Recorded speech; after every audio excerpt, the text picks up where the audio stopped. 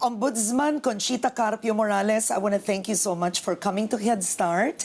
This is such an honor to have you on the show. It's my pleasure, Karen. All right, I'm going to start with first, congratulations are in order.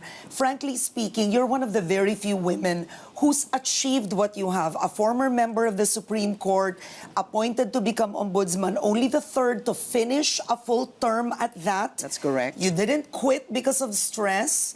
And the third, people may have forgotten, you are a Ramon Magsaysay awardee. Right. Is it hard to be you, frankly, every day? No, it's never hard. How do you do it? Well, I'm an ordinary person. I look at myself as a mere Homo sapiens who does everything in accordance with what is expected of me. Now, the post of being ombudsman has never been in the national consciousness, frankly, the way it's been under your term. And I want you to describe what's it like being ombudsman under the Duterte administration. It's probably the same under the Pinoy administration, except that there are more criticisms under the Duterte administration.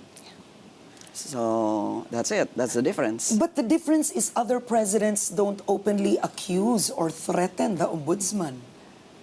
In fact, Pinoy never accused me, never threatened me. That's my point. This one repeatedly every so often does. I mean... Well, it started with him getting mad at me after I was interviewed by a TV network, Japanese TV network, when I was asked, what can I say about people goading other people to kill people? And so I said, that to me is unacceptable. In fact, that was my personal opinion. And I don't know why the president got mad at me. Yeah. It's very unique, your situation, given you were appointed by Aquino, but yet you are affiliated, you are sort of a relative of President Duterte in a way through affiliation, Mance being your pamangkin, so to speak. How did you balance that? We never talked about the things whenever I saw Mansi incidentally, nor did I talk about this with Sarah if I saw her also incidentally. It is as if nothing happened. Perhaps, I don't know how they felt, but as far as I'm concerned, I did not have any guilty feeling when I responded to what the president had been telling about me openly. Yeah. Now, of course, you do have the president accusing you of selective justice, saying you were protecting the president and some LP members, but you do have some critics of President Duterte saying that he was able to psychologically manipulate you into pressuring you to prove yourself otherwise. And therefore, they said you included Pinoy in the latest DAP case after a year. In fact, after about 2 years, Karen, what happened was, in the course of our processing of the motion for reconsideration, Secretary Jokno came up with a statement that there were some papers in his possession which had a bearing with the DAP. Okay, so what I did was to write him to ask for those documents. It took some time, and after some follow-ups, before I got word from their office, and they sent about seven boxes. These 7 boxes consisted of documents which some of which were already passed upon by us. But those documents which were not passed upon by us, we forwarded it to the COA in 2015. Despite follows up, we never got any word until after the COA chair came here and reminded him verbally about it. And so he said, okay, we will send it. And then finally, I think they sent it sometime this year. So that was about 2 years pending audit investigation by the COA. So if there was any delay, it had to do with our expectation from the COA for its fraud audit reports. So it was not... It was not reactive. Not due to pressure, but in light of the fact that the COA did not respond to us immediately. Okay. Now, you're in a, it's sort of like a no-win situation when it comes to Pinoy. You don't charge him, they accuse you of selective justice. You charge him, the other side will say she was pressured. When it comes to Mama Sapano, Soljan Kalida said you charged Pinoy with usurpation of authority and graft, and he called it a weak case which was designed to fail. Why didn't you charge Pinoy with what he said, reckless imprudence resulting in homicide? Because the evidence did not show that he is liable for reckless imprudence resulting in homicide. At all events, the case is now before the Supreme Court. Yeah. So the burden is in the Supreme Court to disprove that I committed a mistake in charging Pinoy just with usurpation of authority. Yeah. When Malacanang says things like that, that you filed, but it's designed to fail, it's meant to lose, do you feel insulted given, frankly, you were a member of the Supreme Court? I don't feel insulted. I am very confident of what I am doing. I could be wrong, but at the time I decide, I am confident that my decision is right. When you make a decision, what do you do before that? Do you pray? No. Or you don't? Okay. I don't. How do you come up with a decision? Well, I go over the records of the case. Okay. I look at the complaint, I look at all the pleadings, I look at if the memoranda, if there are any, and then I try to marshal facts. Okay. The most difficult part of making a decision is marshalling facts, because you see, litigants slant the cases in their favor. So, pag tamad ka, if you're lazy, all you have to do is adopt the memorandum of a particular party. But I don't. I look at both sides. Yeah. I try to marshal the facts in accordance with what I see are the facts. Yeah. After that, I apply the law, right or wrong. I come up with a decision. Okay, 15 days to go, a few days before leaving office, and you found probable cause to charge and indict former DOTC Secretary Abaya for graft, all right? On the maintenance deal when it comes to the MRT. Now, some have said, it's a few days, she's stepping down.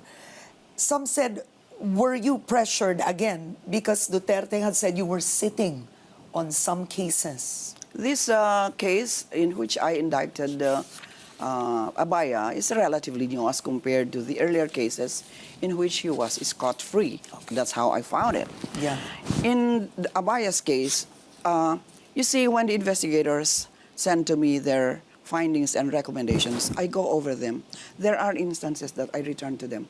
Can you look at this aspect? Can you look at that? Can you ramify that part? So I return it. So if, let's say, the latest date that you give me is today, Yeah. it does, and I release it today, it does not follow that I did not read it, given the volume of records. But I had been, it's like ping pong. I return it to them. It comes to me. If I'm not satisfied, I return it. And I do it in my handwriting. So they cannot say that I'm pressured to do this, to do that, given the proximity of my retirement. Yeah.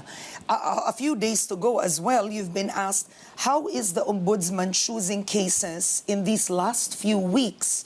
This June, you opened another criminal preliminary investigation against former Vice President Binay on the supposed undervalued sale of the Boy Scouts property. Of course, you had Attorney Salgado calling you once again a yellow protector. What was it? If presidents don't close deals or don't appoint close to leaving office, why did you choose to open an investigation against the Vice President? It was ripe for decision. All right? As I said, it would depend on the complexity of the case. You cannot just decide a case by mere looking at this. There are some instances that issues branch out. So the investigators know that I expect them to exhaust all issues that prop up in the course of the investigation. Now, in the case of Binay, in fact, when they say na natutulog or, there's this Mona Lisa thing here, I am the one asking them. I monitor them if I have the time. I have my own style. I put a small paper, call up, June 15, okay? So when I say the paper comes to me, let's say in February, they ask for 15 or 20 days within which to submit the findings. So I put a call up. I give them a chance, not 1 week, not 2 weeks, not 3 weeks, maybe 2 months to give them. So 2 months is up. So I ask for the investigation report. They ask for another extension. So it's like that. You know, that's why my advice to my successor is to see to it that there's constant monitoring. Yeah. Given the volume of work here, you'll go crazy if you don't monitor. And the hard part is you're mandated to actually act on the big cases. A lot of them have You to do give with... priority to big cases, high-profile cases. And that's the reason why these PDAF cases involving millions were prioritized. And again, as I had previously stated in an interview, it was easier for me to resolve the cases against the senators because when Napoles was asking the office to give her immunity from prosecution, in other words, she wanted to be an immune witness as opposed to a state witness. You say state witness if the case has reached the court. You say immune witness when the case is still pending preliminary investigation. So when she wanted to be immune as a witness, and she was saying that she wanted to be, she wanted to give information about those transactions, she mentioned early on Enrile, Revilla, and Estrada. Napoles herself. Yes, along with some congressmen. So here comes a lady who is supposed to be part of the conspiracy, saying that this and that, and she came up with matrix. Only a participant could have come up with those details. So at all events, we did not merely rely on her statement. We looked at all the evidence, documentary, testimonial, and so it was easy for us to find probable cause. Remember, when the ombudsman files a case in court, you are only looking at the weight of evidence should be just probable cause.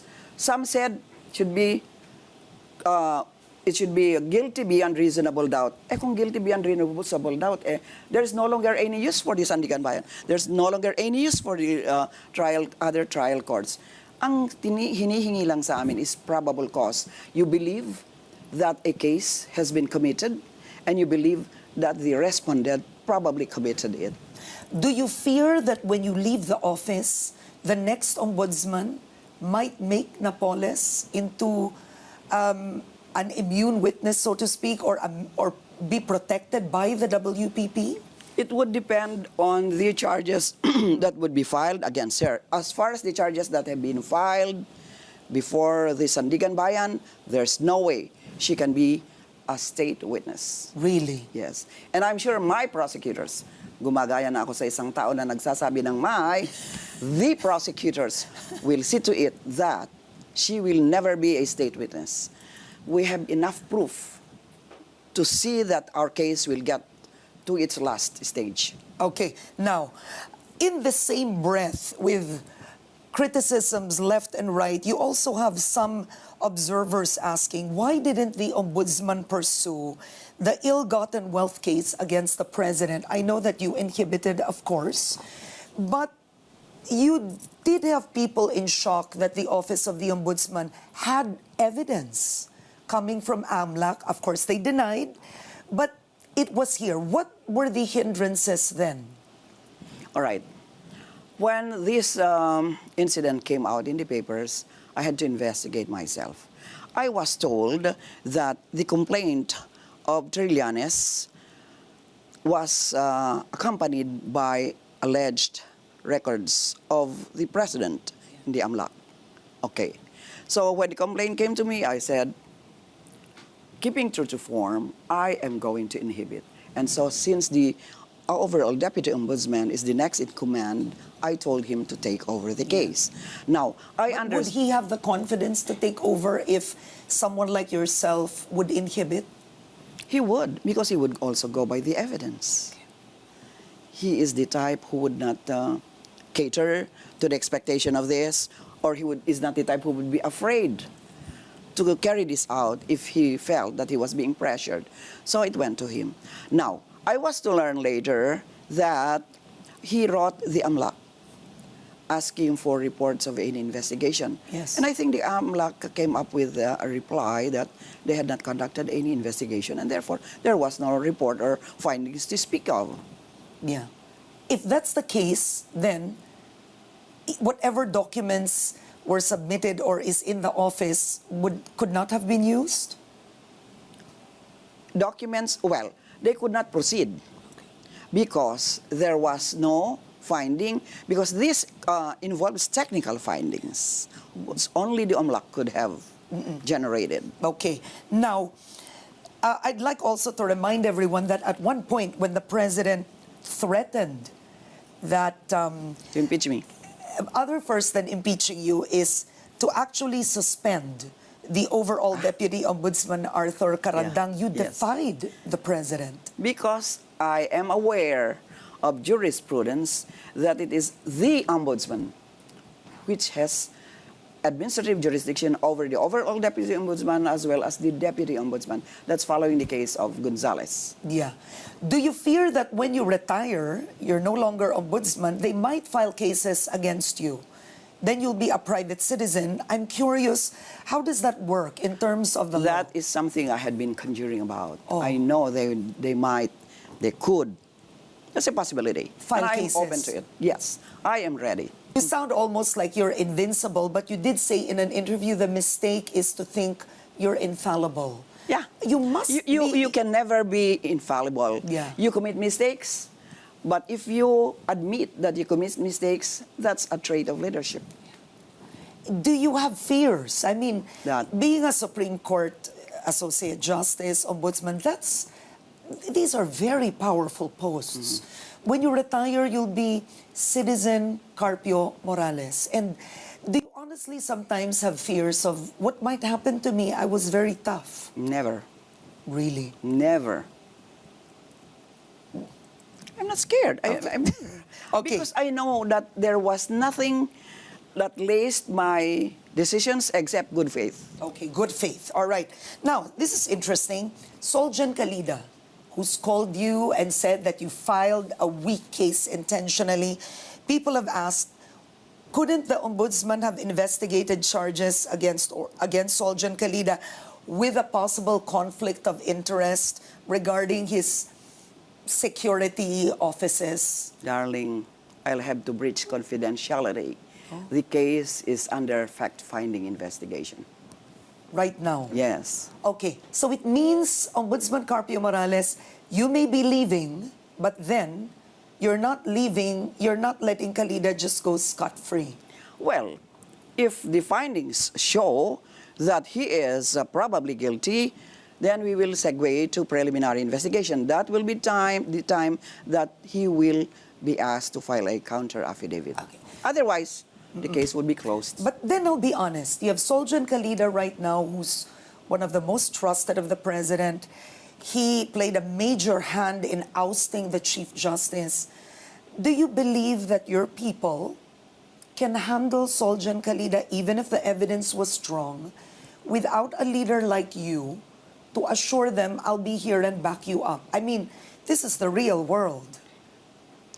I trust the officials I'm leaving here. I trust them. For as long as they worked with me, I trusted them. You know, you cannot, of course, give absolute trust. Yeah. But I knew that, as I was saying the other day, if you rule by example, and if you are strict, if you are straight, and if you are honest, chances are the people below you will be the same. Yeah. But if you are dishonest, if you are corrupt, what will prevent the underlings to commit corruption too? But what if it's the president's personal lawyer that becomes the ombudsman? How could any case fly if it's anyone involving members of the cabinet? Well, that's his lookout. He will be judged by the people. If Edna Batacan does become ombudsman, do you think she's deserving, frankly, to replace you? Excuse me, I said in a previous interview that by her statement, during the interview by the JBC, she was digging her own grave. Because she said she was a victim. She was a participant of a payoff. Corruption. So, Yeah. corruption. So I said, if you are a party to corruption, you are corrupt yourself. Yeah. Now, people And that are- was, complemented by a charge by Attorney Topacio, who said that allegedly she asked for 8 million from a common client of theirs to pay off or to give to an ombudsman so that the case would be dismissed, but the case was not dismissed. Yeah. I hope that official from the ombudsman was not me. I hope they're not referring to me. But then, okay. Because I'm going to make it difficult for their life if they say that that same amount was going to be given to me. But what could happen to the office if she does take the post? God forbid. No, really, yeah. Well, I said, God forbid. You have to have competence, you have to have honesty, you have to have industry. If she has all this, go ahead, please. Yeah. But by all indications, my God, look at her interview. You be the judge. Is there anyone you feel, I'm sure we all have preferences, we're just human. Is there anyone you feel this person would make a good ombudsman? No, I don't really know them that well. Okay. And besides, I know the psychology. Pag galit ka sa tao, yun ang gusto nila. Pag ayaw mo sa tao, yun ang gusto nila. Pag gusto mo ang tao, yun ang ayaw nila. So the psychology is there. I'm not going to give any opinion on who should come to take After my place. you. Okay. Former Tourism Secretary Wanda Teo, she was just in the news recently. COA report said she shopped 2.5 million pesos worth in duty-free without paying for it. Just signed it. She has 120 million advertisement issues. Will you file a case against her? Again, the case is under fact-finding investigation. That was made public.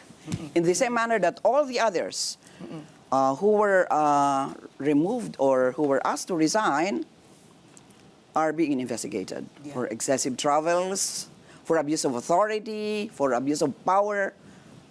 Yeah. We are not dormant. Okay. We are investigating them. You are, okay. Now, you've been called the fastest moving ombudsman in the country. I don't know what fastest moving ombudsman means. Fast to walk, fast to talk. Okay. You haven't lost your sense of humor, right? Okay, you inherited 19,000 cases during your term, additional 20,000 came in, and by December 2017, only 6,000 cases left, reduced docketed cases. Just very quickly, how did you do it? We had a filtering system first. We had to see to it that if the case or the complaint could be handled by another agency, then we refer it to the other agency as far as the administrative aspect is concerned. Now, with respect to cases which we thought were just mere harassment, we would kill them at once. Right away? Right away, yeah. You can sense if it's just being, witch finding or what, we would dismiss them right away. But in some instances, we would refer them to our Public Assistance Bureau, who could probably initiate a mediation. So perhaps one cannot receive his pension from the Veterans Office. Instead of us, saying that you should file a counter affidavit against this complaint, the Mediation Bureau will summon the officials of the Veterans Office. So chances are, at that stage alone, the case is closed. Because that's quite dramatic. For the 7 years, from close to 50,000, 6,000 cases left. Now, figures are different, whichever research I go through, but I'll ask you this. The conviction rate in the Sandigan Bayan, they said rose, of course, from 33% to 75% since 2015. But the Sandigan Bayan is also, sources have said that you have filed weak cases, which is why they claim the ombudsman hasn't won any cases in the Sandigan Bayan. They cited a few examples, the fertilizer fund scam, where the case against former DA Secretary Cito Lorenzo was dismissed. And yet, you also accused the Sandigan Bayan in the SC of being inconsistent with their rulings. And I want the public to understand, what is the problem? You see, Karen, if one is acquitted by the Sandigan Bayan, they say you can no longer move for a reconsideration because they say there's double jeopardy. But the law takes exceptions. If there was abuse of authority or abuse of power, then we can always raise the matter to the Supreme Court. Because if there is abuse of authority or abuse of power, it would amount to lack of jurisdiction. And therefore, it can be handled by the Supreme Court. Another, there could be mistrial. Another, we can make out a question of law out of the acquittal, so we can raise it there. But would you take it when they say the cases you filed were weak? Or that wouldn't be the issue? I won't take it against me because that's what I found. Okay. No two brains are alike. So perhaps mas magaling sila, okay, give up ako. But could corruption be an issue in the Sandigan Bayan? I am not in a position to answer that. Okay. Maybe Now, that should be a subject of any research if you wish to. Okay. You did write Justice Velasco recently regarding inordinate delay, right? And you did say most of the cases are dismissed by the Sandigan Bayan because of inordinate delay, and they are coming up with guidelines. What exactly, to the public, is inordinate delay, and how can a corrupt public official use that to his or her advantage that you feel has affected the cases? The inordinate delay doctrine is a doctrine in which they tack, dinudugtong, the period of fact-finding investigation to the period of preliminary investigation. So, if during the fact-finding investigation, which is a case build-up, Yes. it takes them that long to get their data and all that, if it takes that long, it should not be considered in determining whether there's undue delay because even the respondent, you don't even call him respondent, even the subject of the investigation is not aware. Kaya nga hindi pa pinapasagod. You don't ask him to answer because you're not even sure if after investigation will close and terminate the case because there's no need to segue to preliminary investigation. Now, if after fact-finding they believe that these fellows should answer, then you forward it to the preliminary investigation stage, and that's the time that the respondent is asked to file a counter affidavit. Yeah. Now, suppose there are more than 20 respondents. A cannot be found. So you exhaust effort to look for him. B is abroad. You wait for him till he comes so you can serve the subpoena for him to file a counter affidavit. 3 is looking for a counsel to help him draft his answer. So those various factors are inputted into the delay that marks the case. And you now, don't believe that should be? Well, it shouldn't be part. I don't believe that fact-finding investigation period should be part of the period within which you are counting the undue delay thing. So, I don't know why they had to do that. And one of the ponentes, marami silang ponente dyan eh, he was even a trial judge. I don't know, he was a fiscal. But you don't have to be a fiscal to understand that fact-finding investigation should never be tacked to preliminary investigation. Huwag mong idudugtong, hindi mo alam na in-investigate ka eh. Except you are for a high profile like Teo, she's aware that there's a fact-finding investigation against her. Pero she's not even asked to answer it. Fact-finding yan eh, it takes some time. Like this PDA, fact-finding, wow, 100 beneficiaries. Yeah. You don't have to check all those beneficiaries, random lang. Pero kung 40 beneficiaries said they did not receive, maybe 12 received, magsuspect ka. You suspect that there's monkey business there. Yeah. And, you know, it takes time. You know, they go to remote provinces, they go to Sulu and all that with all the fears about people ambushing them and all that. So it's a difficult job for the investigators. So you want, at least when you leave office, it seems to me that you're really passionate about changing systemically problems in the justice system. You're credited for the condemnation. That's right. Doctrine. That's right. And I'm glad. I'm glad that it was during my term that the condemnation doctrine was reversed, was abandoned rather, and I even argued orally before the Supreme Court in Baguio. Yeah. And it seems now from the condemnation doctrine, the inordinate delay would change everything. It would not apply to those who were re-elected in 2016. In other words, if the offense was committed before the Binay doctrine, Binay Morales doctrine, that's November 2015, if the offense was committed there, but he was re-elected in 2016, condemnation doctrine would not apply to them. That's as far as the Vergara ruling, it's December last year, of the Supreme Court would enlighten us. Okay. Now, coming from the Supreme Court, one would think that it would be easier for you, being the ombudsman, And yet the Supreme Court has given you some letdowns. I mean, I'll be honest. They dismissed the case against GMA, which you had filed. This was the PCSO Intelligence Fund. So in 2016, they acquitted her, right? And there were only 2 dissents in the Supreme Court, which was Leonen and Sereno. What do you think happened there? I don't know about the dissents, the number of dissents. Okay. But even when I was in the Supreme Court, What do you think? You were there, yeah? yeah, you cannot have all justices have the same decision, have the same stand. But in that cited case, GMA case, I take comfort from the fact that the Sandigan Bayan, which tried the case, Yes. which listened to the evidence for the prosecution, denied the demurrer to evidence. The demurrer to evidence, sasabihin nila, the evidence presented by the prosecution does not suffice to pass the burden of the evidence to the defense. Okay. Pero what did the Sandigan Bayan say? They said the evidence is strong to merit controversion by the defense. Yeah. But what did they do? They went to the Supreme Court. And the Supreme Court said, that's it. So what do you think? Was it politics at the Supreme Court? I don't want to attribute any factor behind that. But what I can say is that I was really disappointed. Okay. With your colleagues at the Supreme Court?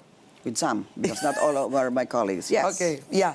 Okay. Well, I'm used to that. Of course. Some of them are But, still there. but- when I was there, you know, Does there are politics some play a role, honestly, in making decisions? Not on my part. Not on your part, yeah. But when you were there, did you see it happen? Next question, please. Okay. All right. Okay, the pork barrel scam, 15 days to go. Will you file more cases before you retire? Actually, right now, they claim there's still 100 to be prosecuted. Is it even physically possible? I have yet to look at all the documents that came in on or before June 29. Okay. Of course, you had, of the first batch you filed, the most controversial, of course, was Enrile, Jinggoy, and Bong Revilla. 2 senators are enjoying temporary freedom. Enrile was Thanks for the granted, word temporary. granted bail because of humanitarian reasons. Do you consider this an injustice? Should the Supreme Court have done that? Should the Supreme Court have done that? Yeah, The Supreme Court could do that. okay. Whether or not they should have done that is another story. Okay. Now that anyway you are retiring, should they? Were there enough grounds for humanitarian reasons? Well, the Supreme Court has spoken, and since there is no finality to all the rest of cases which are still pending, I'm not going to comment on it. Okay. But as far as the dismissal of the case against GMA is concerned, that's already final. So, Now, speaking of the Supreme Court has spoken, and you were once in the Supreme Court, not many have asked you this. Do you agree with the fact that the Supreme Court entertained, heard, and ousted a sitting Chief Justice based on the quo warranto petition? I'm not a member of the Supreme Court, and I am not going to say whether I agree or not. But then you are an expert of the Constitution. If I were to ask, what do you believe? Members of the court, at least the Supreme Court, do you believe you can be removed by quo warranto or only impeachment? I'm not going to give my opinion on the matter. Wow. Please excuse me. You are careful. Okay. What about, I'm curious, former CJ Sereno, were you friends at any point? Did you have a relationship? Yes, we were together in the same division. I was the head of the division, and she was a member. Okay. Now, Justice Leonen was my guest, and I asked him about the qualities of a Chief Justice, and he said more and more he understands why seniority is a factor. And I want to ask you that, because you've covered all bases. Is seniority really important in choosing a Chief Justice? For as long as the senior justice is competent and is a man or woman of integrity. Seniority. Seniority nga, pero corrupt. It should not be seniority alone. That should be the determinant of who should be the next Chief Justice. Seniority, competence, integrity. But if a justice is young, would it be difficult also? It depends. Perhaps you don't look at the age. You look at the experience. Okay. You look at the management ability. Yeah. Okay. Now, you had said you don't want to run for the Senate. Yes. Somebody asked me that you should be visible and consider I will certainly be visible. running for president at one point. I'm sorry. It's not going to happen. No, I'm flattered, but I know my own limitations. Okay, all right. Would you be interested, for example, I'll give you some options. Somebody had said UN Rapporteur, International Criminal Court, International Court of Justice, wherein at that point only Justice Bengson was the Philippine representative. But there's so many options abroad for you to still continue your advocacies. Would you want that?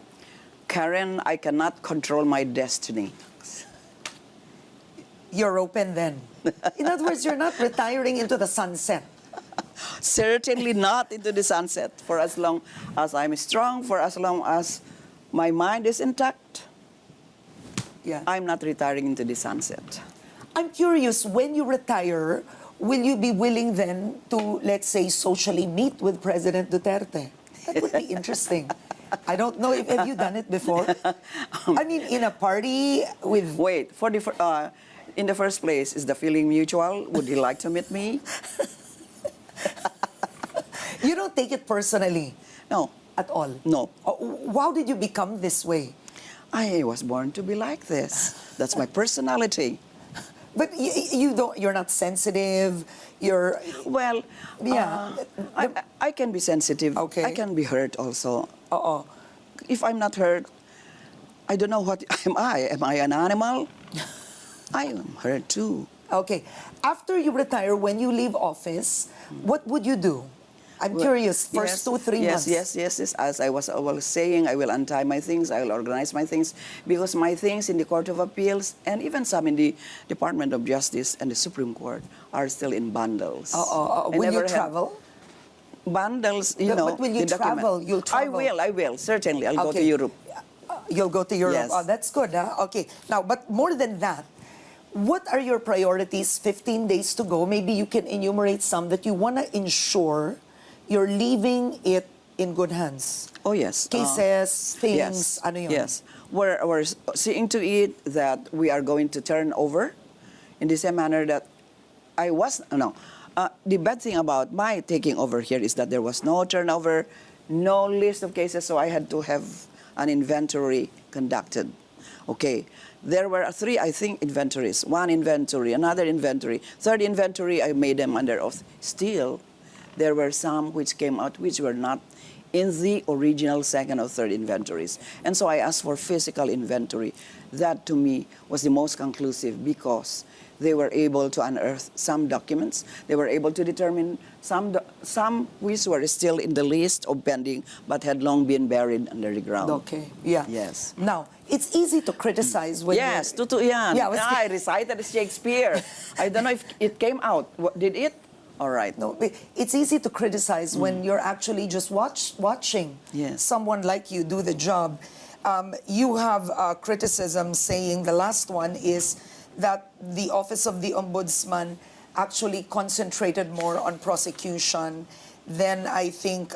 Well, that's Madrid. Yes, He was yes, the one. So I said, all barks, no yes, bites. Instead of That's not true. implementing preventive measures. That's not true. We have preventive measures. I said we approached our strategy was to approach it 3 ways. Promotional, Yes. that's it. Preventive and prosecutorial. Yeah, yeah, So promotional, we have our integrity caravan. We just came from Baguio. yeah. We tell the people what we're doing. We expect people to file complaints. We are inculcating the youth the values of honesty, the values of integrity, the values of responsibility, accountability. Huwag nilang sasabihin na prosecution lang ang ginawa namin. So we also have promotional. No, that's promotional. We also have preventive. Yeah. So we have our integrity management program, we look at all the vulnerabilities of offices. We come up with modules. We have our education arm, Yeah. which conducts trainings, which lectures on what it is all, what the office is all about, and give them examples of what are violative of the anti-corruption law and all that. So that Madrid who said, sabi ko, all barks, no bites. Yeah. I can say that again. In other words, it's easy for people. Yes. I was gonna say to judge the work of the ombudsman, but the reality is, it's not that easy to make big changes. Is that it? That's right. And first, it is not easy to be an ombudsman. Look at all the cases you inherit. Look at all the cases that pass through you. Mabuti kung madaling case, but there are some complex cases which perhaps on this day, you look at this case, medyo mahirap. Tabi mo muna. Take time to reflect on it. So, in the meantime, what will happen to the less complicated cases? Mabuburo sila. So, when your mind is fresh, when you're recharged, that's the time you go back to this. But It's has difficult. someone ever tried to bribe you? Never. Really? Fortunately. But when I was in the Court of Appeals, when I was new there, a judge came to me and said, Paniera, meron tayo dyan. So I immediately unloaded the case. I think that case had been 5 years old. Siguro that's their modus operandi, to go to the justice na hindi nila kaya, and tell, well, if the justice happens to be honest, the justice will, chances are, will unload the case, because suppose it happens that the person who was following up that case won the case. Yeah. So, sasabihin na nila, nalagyan si justice. I'll tell you an that's example. the only also. one. Okay, go on. There was a former justice of the Supreme Court who was the chief state prosecutor when I was in the Department of Justice. He was my friend.